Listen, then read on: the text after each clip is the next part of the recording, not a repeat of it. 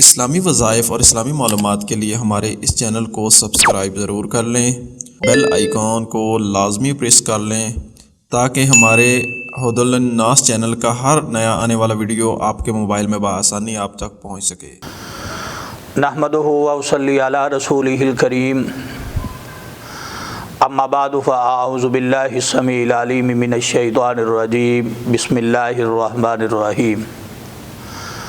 لن تنالوا البر حتى تنفقوا مما تحبون، ہرگز نہیں تم نیکی کو پہنچ سکو گے، ہرگز نہیں تم بھلائی کو پہنچ سکو گے، حتیٰ تنفقوا، یہاں تک کہ تم خرچ کرو، مما تحبون، ہر وہ چیز جس کے ساتھ تم محبت کرتے ہو، پیار کرتے ہو۔ محترم ناظرین کرام، آج پھر ہم آپ کی خدمت میں ایک نئی ویڈیو لے کر حاضر ہوئے ہیں۔ محترم ناظرین کرام، آج انشاءاللہ ہم مختصر ٹائم کے اندر صدقہ و خیرات کی اہمیت کے حوالہ سے گفتگو کریں گے۔ محترم ناظرین کرام، یہ جو آیہ مبارکہ میں نے آپ کے سامنے تلاوت کی ہے، یہ چوتھے پارے کا ابتدائی مقام ہے، پہلی آیت مبارکہ ہے۔ لن تنالوا البر حتى تنفقوا مما تحبون۔ جس وقت یہ آیت مبارکہ مقدسہ نازل ہوئی تو سیدنا ابو طلحہ رضی اللہ تعالی عنہ، سیدنا ابو طلحہ رضی اللہ تعالی عنہ،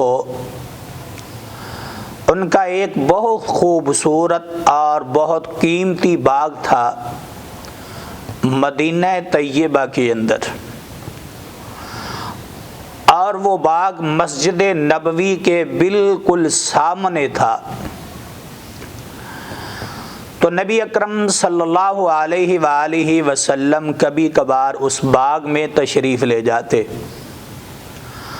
اور آپ صلی اللہ علیہ وسلم دوپہر کے ٹائم، کیونکہ اس باغ کا پانی جو تھا وہ بہت میٹھا تھا، تو آپ صلی اللہ علیہ وسلم اس باغ کے اندر تشریف لے جاتے اور آرام فرماتے۔ تو سیدنا ابو طلحہ رضی اللہ تعالی عنہ وہ آپ صلی اللہ علیہ وسلم کی خدمت میں پھل وغیرہ پیش کرتے، پانی پیش کرتے۔ تو اس باغ کے ساتھ ابو طلحہ رضی اللہ تعالی عنہ کو بڑی محبت تھی، بہت زیادہ پیار تھا۔ ہمہ وقت وہ اسی باغ کی دیکھ بھال میں لگے رہتے تھے، اور جب یہ آیت مبارکہ اتری تو سیدنا ابو طلحہ رضی اللہ تعالی عنہ وہ نبی اکرم صلی اللہ علیہ وسلم کی خدمت میں حاضر ہوئے، پیش ہوئے، اور عرض کی، یا رسول اللہ صلی اللہ علیہ وآلہ وسلم، یہ جو باغ ہے اس باغ کا نام تھا بیرہا۔ عرض کرنے لگے، یا رسول اللہ آپ جانتے ہیں کہ مجھے اس باغ کے ساتھ کتنی محبت ہے، عقیدت ہے، پیار ہے، مجھے کتنا پسندیدہ ہے، لیکن آج یہ جو آیت اتری ہے، لن تنالوا البر حتى تنفقوا مما تحبون، ہرگز نہیں تم نیکی کو پہنچ سکو گے، لن تنالوا البر،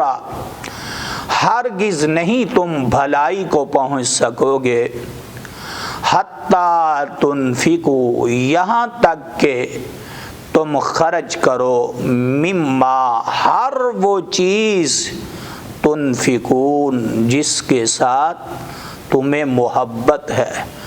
جس کے ساتھ تمہیں پیار ہے۔ تو سیدنا ابو طلحہ رضی اللہ تعالی عنہ عرض کرنے لگے یا رسول اللہ یہ باغ میں اللہ کے راستہ میں خرچ کرتا ہوں، وقف کرتا ہوں۔ تو آپ صلی اللہ علیہ وسلم نے دیکھا اور فرمایا بخ ذالک مال رابح، ذالک مال رابح، ذالک مال رابح۔ فرمایا ابو طلحہ کیا واقعہ ہی تم یہ باغ خرچ کرنا چاہتے ہو؟ یہ تو بہت قیمتی باغ ہے۔ ذالک مال رابح، یہ تو بہت قیمتی باغ ہے، یہ تمہارا مال بہت قیمتی مال ہے۔ تو وہ عرض کرنے لگے یا رسول اللہ میں اس باغ کو خرچ کرنا چاہتا ہوں اللہ کے راستے میں، کیونکہ مجھے سب چیزوں سے یہ پیارا ہے، یہ محبوب ہے۔ اے اللہ کے رسول آج یہ آیت اتری ہے، اللہ رب العزت نے کہا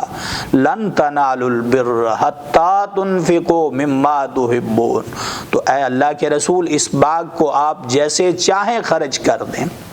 تو نبی اکرم صلی اللہ علیہ وآلہ وسلم فرماتے ہیں اے ابو طلحہ اس باغ کو اپنے عزیز و اقارب، اپنے رشتہ داروں کے اندر تقسیم فرما دو۔ محترم ناظرین کرام، اس بات سے ہمیں یہ بھی پتہ چلا آج ہم خرچ کرتے ہیں، لیکن افسوس کے ساتھ میں یہ بات کر رہا ہوں کہ ہم اپنے عزیز و اقارب کو بالکل بھول جاتے ہیں، جیسا کہ دوسرے پارے کے اندر بھی موجود ہے۔ نبی اکرم صلی اللہ علیہ وآلہ وسلم کے صحابہ اکرام رضوان اللہ علیہم المجمعین میں سے چند صحابہ اللہ کے رسول صلی اللہ علیہ وآلہ وسلم کی خدمت میں حاضر ہوئے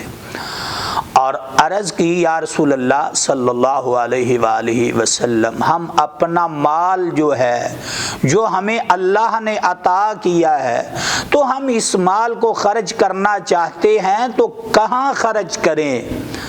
کہاں خرچ کریں؟ تو آپ جانتے ہیں کہ اللہ کے رسول صلی اللہ علیہ وسلم نے کبھی اپنی طرف سے کبھی کوئی بات نہیں کی۔ جب بھی آپ صلی اللہ علیہ وآلہ وسلم نے اپنی زبان مبارک کو کھولا ہے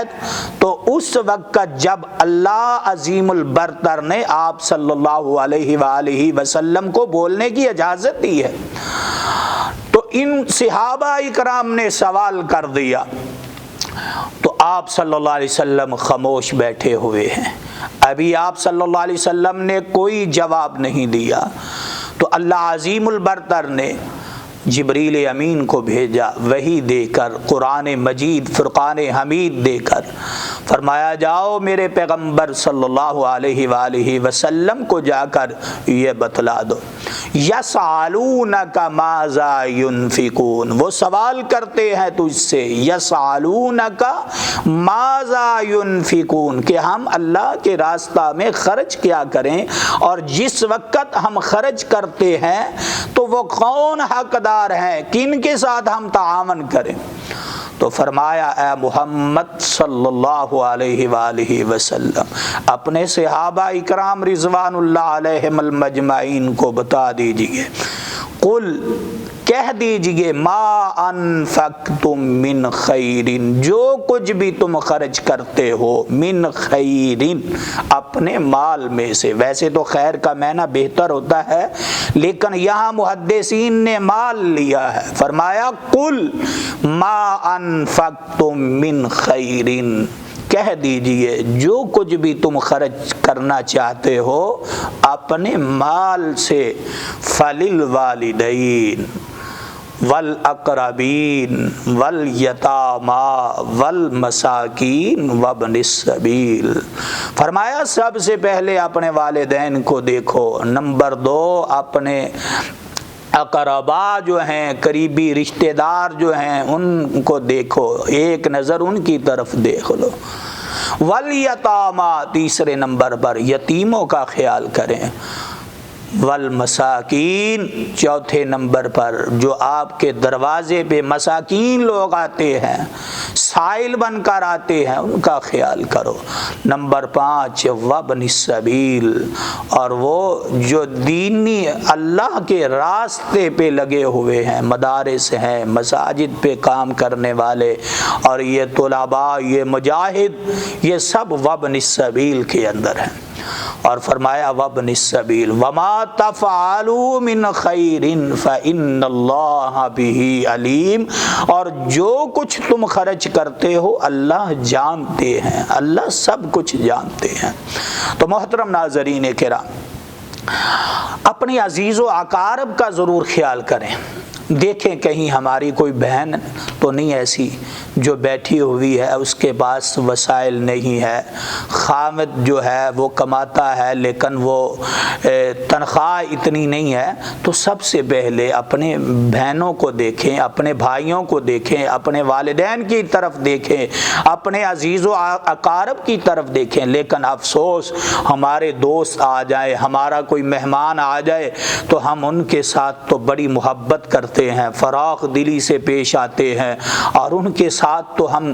کتنا حقیقت بات ہے، ہزاروں روپے اگر وہ آپ اپنے کسی عزیز کے گھر ان پیسوں کا اگر آپ راشن لے جا کر دے دیں تو میرا خیال ہے 1 ماہ تک وہ اپنا گزارا کر سکتے ہیں۔ جو ہم اپنے دوستوں کے ساتھ، اپنے جو جن کے ساتھ ہم محبت کرتے ہیں، انہیں جب وہ ہمارے پاس ملنے کے لیے آتے ہیں، دوست یار جو ہیں، ہم ایک ٹائم کا جو کھانا ہے اس پہ ہم اتنی ہزاروں روپے خرچ کر دیتے ہیں۔ تو اللہ کے بندوں، کبھی آپ نے غور کیا ہے ہمارے عزیز و اقارب کیسے ہیں، ان کے حالات کیسے ہیں؟ ابھی یہ جو کرونا کا مسئلہ، وبا پھیلی ہوئی ہے، کبھی آپ اپنے عزیز و اقارب کی طرف نظر دوڑا کر دیکھیں، کہیں ہمارا کوئی عزیز مستحق تو نہیں بیٹھا ہوا، کہیں ہماری کوئی بہن، ہمارا کوئی بھائی، ہمارا کوئی بڑا، ہمارا کوئی رشتہ دار، کہیں وہ تو نہیں بیٹھا ہوا کوئی مستحق۔ اور اسلام نے سب سے پہلے عزیز و اقارب، اور یہی ہیں